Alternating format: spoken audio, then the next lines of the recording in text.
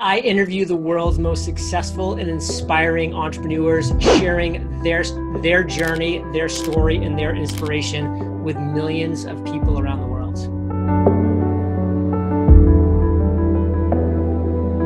But what I did do, luckily, was I used what I had, which were the ability to read books, to listen to audiobooks, and of course, that led me to listen to podcasts because they were free. They were on demand and they were targeted content, meaning I could listen to anything I wanted to on any subject for free when I wanted to.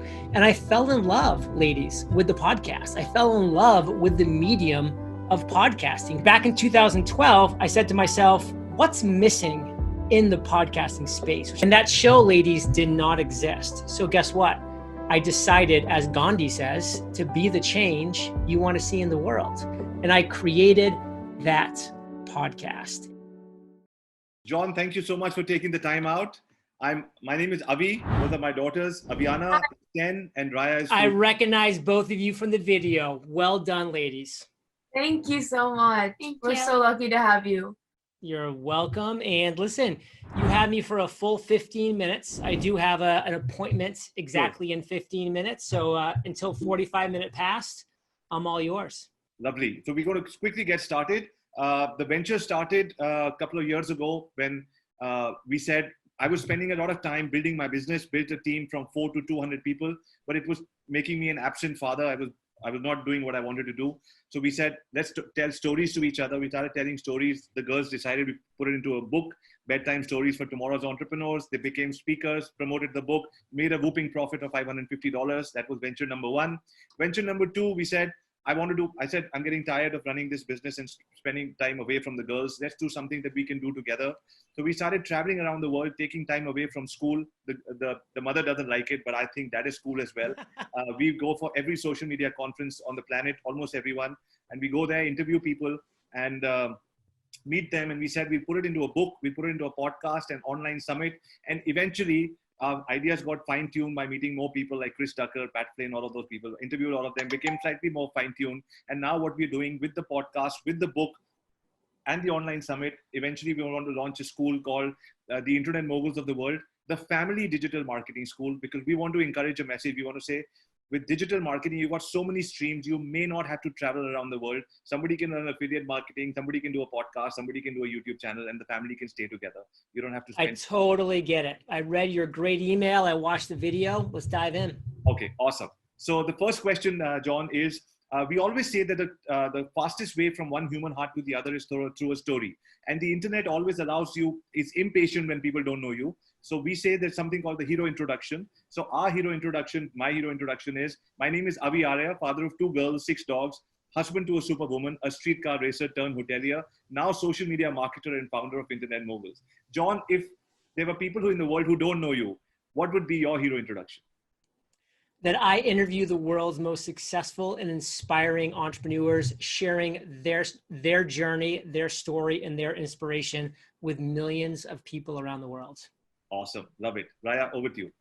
Awesome. Okay. So my first question is, how did you actually get started with podcasts? Is it something you wanted to do as a child, or how did you just saw someone do it and got intrigued? Great question. And first off, I want to step back and say congratulations to the 2 of you for just stepping out into the world, for turning on a microphone, for sharing your voice and your message and your mission with the world. I mean, I only wish I did something like that at your age. I had to wait till I was 32 years old, which I'm sure to you sounds ancient, but it took me that long to kind of figure things out. So definitely a big congratulations to you. And I love hearing about you guys traveling the world and experiencing different things. You can definitely tell your mother, coming from me, school is way overrated. Go to it when you want to, when you have to, but otherwise experience the world. I mean, that's where your true learning, experience, fun, and just overall happiness is going to come from. Absolutely. So for me, I did the whole school thing. So I'm speaking from experience. I went to school for the first 18 years of my life. Then I went to college from 18 to 22, or some people call it university. And then after that, I entered the real world. And, I spent the first 22 years pretty much only dedicated to school, not being able to travel and experience the world like the 2 of you have, thanks to your father. And, I paid the price for it. So I jumped right into work, and I was an officer in the Army. Then I was in law school. Then I was in corporate finance. And I just was not enjoying it because I didn't really know what was out there, because I didn't experience what was out there, which is why it's so important to do so when you're, your ages right now, which is incredible. But what I did do, luckily, was I used what I had, which were the ability to read books, to listen to audiobooks. And of course, that led me to listen to podcasts because they were free, they were on demand, and they were targeted content, meaning I could listen to anything I wanted to on any subject for free when I wanted to. And I fell in love, ladies, with the podcast. I fell in love with the medium of podcasting for those reasons. You guys might not remember this because you might be a little young, but there was a thing called the radio back in the day. And like the radio, like you had to listen to what was playing on the radio. You couldn't pause it. You couldn't stop it and play it again later. Like you were at their beck and call. The podcast puts you in charge. So I fell in love with the platform. And back in 2012, I said to myself, what's missing in the podcasting space, which I think is something that you guys have been able to answer, which is really powerful. And that's why you're bringing this new, unique voice and voices to the space. But back in 2012, I asked myself, what is currently today missing in the podcasting space? And to answer that question, I said, well, what do I wish existed that doesn't exist in the world of podcasting? And after thinking about it, I said, well, I wish that there was a daily podcast. I mean, 7 days a week, where there was a new interview coming out every day, so that when I got up in the morning and I was driving to work to a job that I did not like, I could listen to a new episode every single day. And that show, ladies, did not exist. So guess what? I decided, as Gandhi says, to be the change you want to see in the world. And I created that podcast, and it was called Entrepreneurs on Fire. That was 8 years ago, 85 million listens ago. Wow. And I was able to turn that podcast into a voice that is now heard in over 145 countries around the world. So thank you for that question. Fantastic. Aviana, with you. So my first question is, how do you balance your business time, like growing your business and improving your business, but also your family time, spending quality time with your family and your friends? So it's all about boundaries for me. You need, when you're first starting off with a business, it's like having a baby, or it's like having a little puppy. And you guys maybe have experienced having a puppy before. Like they need so much attention, so much love. Like they're always peeing and pooping everywhere. Like you have to take them out all the time. They're whimpering. Like that's a business when you start. That's when you first start. It takes more time, energy, and focus. And you just have to be open, willing, and commit to that. But, just like with babies and with puppies, they do grow up pretty quickly. And, right now with you two young ladies, I'm sure your father doesn't have to watch you every second of every day. In fact, I know he doesn't have to, because you are very self-sufficient in a lot of areas. And that's the same thing with your business. So I did have to put my nose down and work really hard and focus for the first couple years of the business. But then as I was able to improve my systems, improve my processes, maybe add a couple people to my team that were helping me do the work and grow a more cohesive unit, then I was able to take time off and really experience that more kind of lifestyle freedom, that location freedom that we all want. I remember the third year of our business, Kate and I took a 14-day vacation, and we thought that that was a big deal.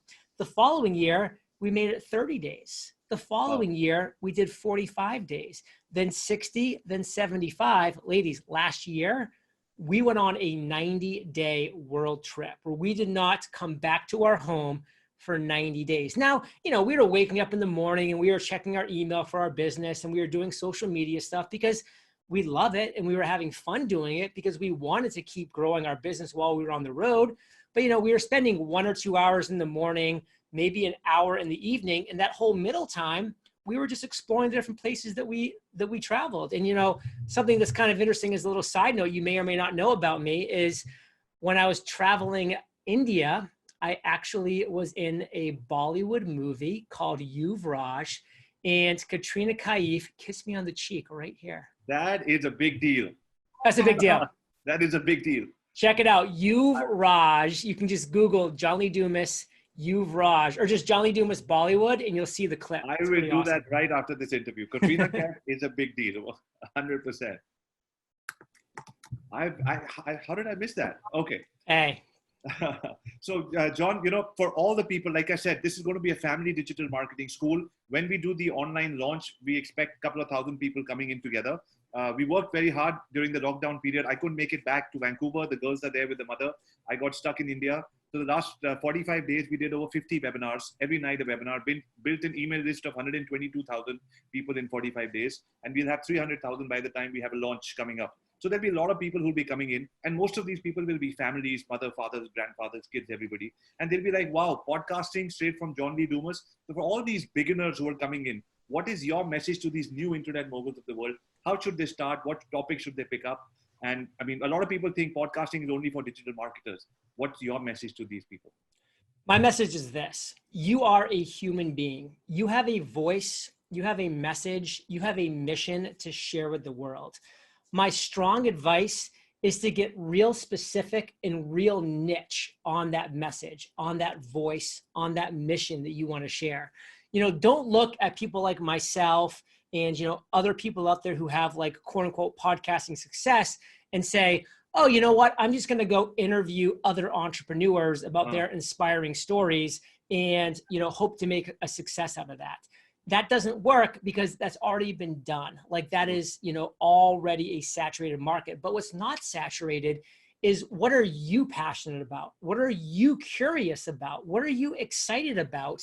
And then how can you marry those three things, or I should say commingle those three things with things that you're good at, skills that you have, expertise you've acquired over the years. If you're able to push those things together into what I call a zone of fire, that right there is where your podcast topic lies. Because if you can create a podcast topic around something that you're excited about, curious about, but also knowledgeable and skillful about, and it has those qualities, you're number one, going to enjoy doing that podcast for years to come because you have that excitement and curiosity. And then your listeners are going to want to listen to it for years to come because it has knowledge, it has skills, it has value and experience for them. So it's the win-win-win of all worlds. So if you are going to podcast, my friends, realize that you should, because you have a voice, you have a message, you have a mission in the world, like I did back in 2012. And I asked myself, what do I wish existed in the podcasting world that doesn't currently exist?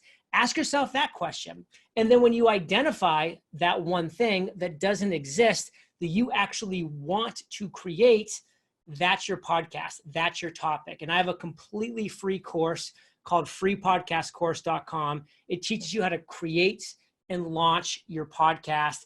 It's completely free. It's for people out there that just want to learn more about podcasting and take their knowledge and their voice to the next level. We will link it up and we put it on the Facebook page as well. Definitely. Awesome. So now Aviana and I had a question. A lot of people market their podcast by putting their podcast links all over the internet or whatever. And you've obviously marketed yourself the best, and obviously consistency plus marketing. What would be your tips for people who want to market their podcast and maybe not make the same mistakes that you made? One of the best ways to market your podcast in 2020 is to say to yourself, what are other current podcasts that are in my niche, that are actually in the same and similar category that I'm in right now, that already have a bunch of listeners, that already have people that are consuming that content that host is providing on a similar topic as mine? How can I now reach out to those podcasts that I'm going to make a list of and say, listen, my name is John Lee Dumas. I run a podcast called Entrepreneurs on Fire. Your podcast is very similar to mine. I would love to help each other. Let me introduce you to my podcast audience. And how about you introduce me to your podcast audience? Let's schedule 1 hour. In the first 30 minutes, I'll interview you for my podcast. And then I'll be able to share your voice, your message, your brand with my audience, Fire Nation. And then we'll flip the mic after 30 minutes and I'll come on and I'll be interviewed by you. And you can introduce me to your audience. That way, when the interviews go live, guess what? The average podcast listener listens to 7 podcasts. So I just want to become one of the 7 that your listeners listen to. I want you to become one of the 7 that my podcasters listen to, and together we'll both win. So I am always committed to being a guest on other people's podcasts at a very high frequency and a very high quantity, because guess what? I'm now converting the converted. These are people that already love podcasting, that already listen to podcasting. So many people are going to like LinkedIn to post and Facebook to post and all these different places to post. It's not a bad thing, but why not go to where podcasters already are guaranteed to be listening to podcasts? Got it. We have 2 minutes left. Aviana, you want to take the last question? Yeah, so my last question is, we use the term internet moguls a lot, which for us, in internet moguls means someone who spends quality time with their family, but also works hard to improve and grow their business. So what would your definition of an internet mogul be? For me, my definition of internet mogul is somebody who is committed to embracing their passion, their excitement, their curiosity, bundling that with value and knowledge and skills that they can add to the world. So they're saying, you know what? I don't just want to give value for value's sake, because I might not enjoy doing that. Or I don't just want to do something that I'm excited about because that's just a hobby. Other people might not care. An internet mogul is somebody that sits down and says, how can I combine those things? Excitement, curiosity, passion, skills, expertise, knowledge. Combine those 2 things. So I love what I'm doing. The people who are consuming my content love what I'm producing, and it's a win for all worlds. So if you're willing to sit down and actually create that, be the person that's delivering solutions to real problems, you are an internet mogul, and all you can do is succeed, because that is a winning combination.